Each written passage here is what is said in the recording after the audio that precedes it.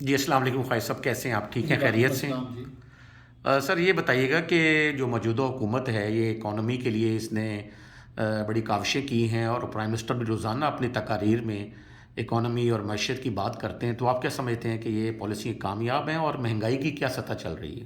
بسم اللہ الرحمن الرحیم.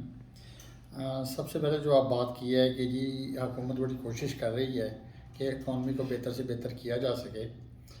تو اس میں کوئی ایسا میں سمجھتا ہوں کہ کوئی ایسا وہ فروٹفل چیز سامنے نہیں آ رہی اکانومی کے حوالے سے.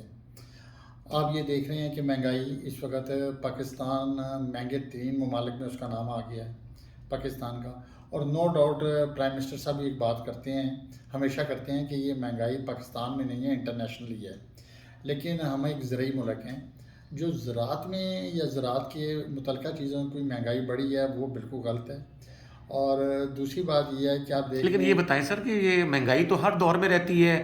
وزیر اعظم بھٹو کا دور تھا، لوگ کہتے تھے مہنگائی ہے، پھر اس کے بعد مارشل دور میں لوگ کہتے ہیں مہنگائی ہے، پھر نواز شریف کا دور آیا کہ مہنگائی ہے، زرداری صاحب کا دور آیا کہ مہنگائی ہے. نہیں، اس دفعہ کوئی مہنگائی کی نوعیت ڈفرینٹ ہے. آپ دیکھیں کہ جس کی تنخواہ 15 سے 20 ہزار روپیہ ہے وہ کیسے سروائیو کرے گا کہ اس کا بل ہی گھر کا 10 سے یا 12 ہزار یا 15 ہزار روپیہ آ رہا ہے.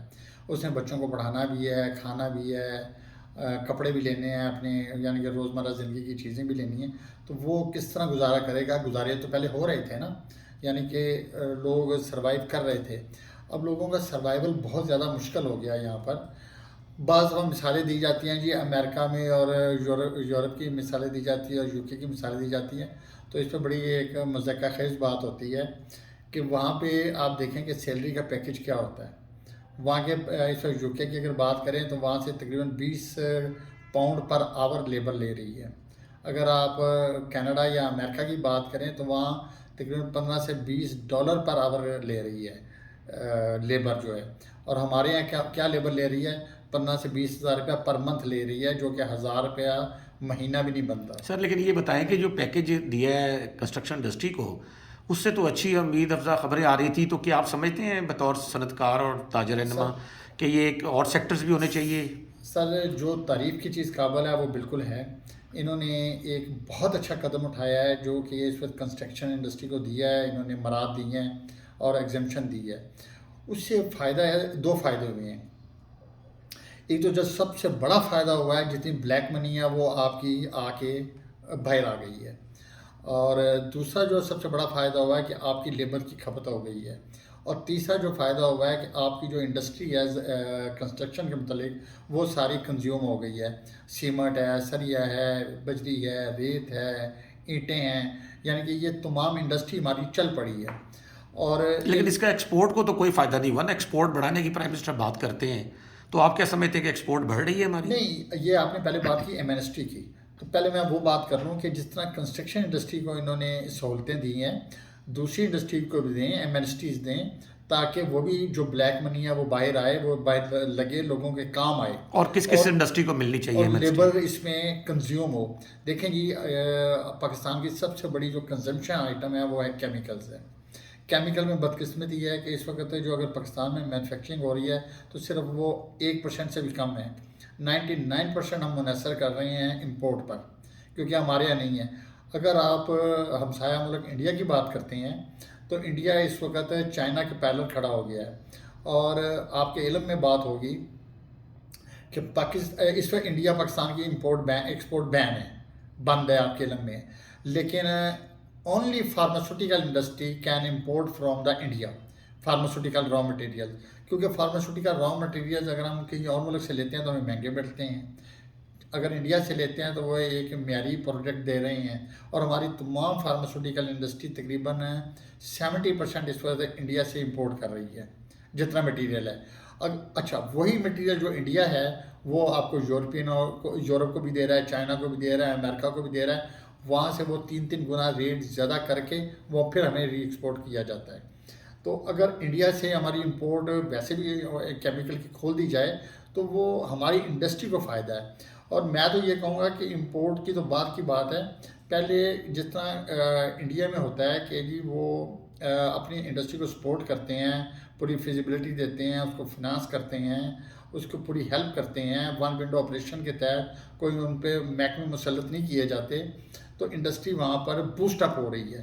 تو اسی طرح گورنمنٹ کو چاہیے کہ یہاں بھی ون ونڈو آپریشن کے تحت لوگوں کو انکرج کرے کہ جی آپ انڈسٹری کی طرف آئیں۔ لیکن سر ایکسپورٹ کیسے بڑھے گی یہ آپ بتائیے کہ کیا ہم کچھ پیداوار ہوگی تو ایکسپورٹ بڑھے گی؟ سر جی سب سے پہلے تو ہم زرعی ملک ہیں، اور یہ اللہ تعالیٰ کی رحمت ہے کہ ہمارے 4 موسم ہیں، اور لیکن ہم اس کا فائدہ نہیں اٹھا رہے۔ اس وقت اگر گورنمنٹ کا فوکس ہے وہ صرف ایک انڈسٹری کی طرف ہے، وہ ہے ٹیکسٹائل انڈسٹری، باقی انڈسٹریز کو اگنور کیا جا رہا ہے۔ اب دیکھیں نا، ہمارے پاس موٹر سائیکل بن رہی ہیں، آج کل گاڑیاں بن رہی ہیں، ہمارے پاس اسٹیل انڈسٹری جو ہے وہ اس وقت زبردست کرائسس کے اندر ہے اور لاسز کے اندر ہے۔ اسٹیل انڈسٹری کو ہمیں سپورٹ کرنا چاہیے، گورنمنٹ کو سپورٹ کرنا چاہیے کہ اس کی کیا وجہ ہے کہ کیوں اسٹیل انڈسٹری بند ہو رہی ہے، اس کو ہمیں ایکسپورٹ کرنا چاہیے۔ ایلومینیم کی انڈسٹری کو ہمیں بوسٹ اپ کرنا چاہیے، لگانا چاہیے۔ اسی طرح بے تحاشا انڈسٹریز ہیں، اور آپ کی جو ہے لکڑی کی صنعت ہے بہت زیادہ ہے، آپ کی فرنیچر کی صنعت بہت زیادہ ہے یہاں پر۔ لیکن سر یہ بتائیں کہ آپ سینئر نائب صدر بھی رہے لارڈ چیمبر کے، کیا پاکستان میں بزنس کمیونٹی جو ہے وہ اپنا رول ایمانداری سے سنسیئرلی ادا کر رہی ہے اس ملک کی اکانومی کی ڈیولپمنٹ کے لیے؟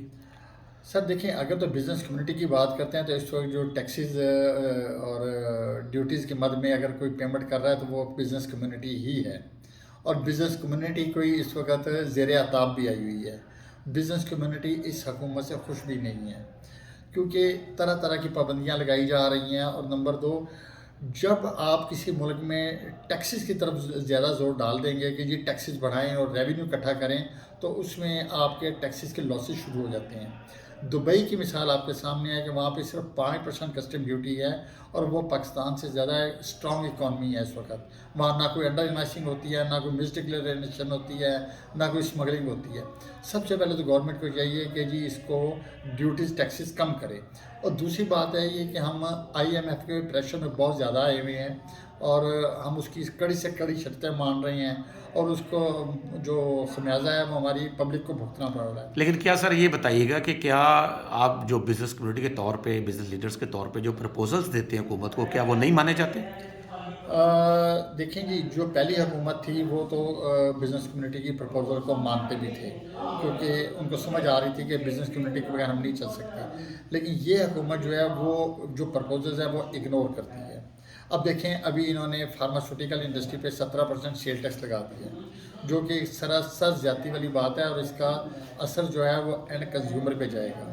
بلکہ ہماری تو تھی کہ جی 17% کی بجائے اس کو 5% سیل ٹیکس کیا جائے عام امپورٹ پر بھی، لیکن یہاں پہ ٹیکسز بڑھاتے جا رہے ہیں، تو اس سے ریونیو ہمیشہ لاس ہوتا ہے، اس میں کوئی فائدہ نہیں ہوتا۔ جس ملک میں ریونیو جتنا آپ ڈیوٹیز وغیرہ بڑھائیں گے اتنی زیادہ کرپشن پیدا ہوگی۔ تو ہماری تو ریکویسٹ ہے گورنمنٹ آف پاکستان سے کہ کسٹم ڈیوٹیز کو، سیل ٹیکس کو کم کریں، لینینسی کریں۔ ہر بندہ ٹیکس دینے کے لیے تیار بیٹھا ہوا تیار ہے، یعنی کہ کوئی بندہ انکار نہیں کرتا، اور بزنس کمیونٹی تو ٹیکس سے بچ ہی نہیں سکتی ہے۔ یہ اگر ایک سوچ ہے کہ بزنس کمیونٹی ٹیکس نہیں دیتی تو بالکل غلط سوچ ہے۔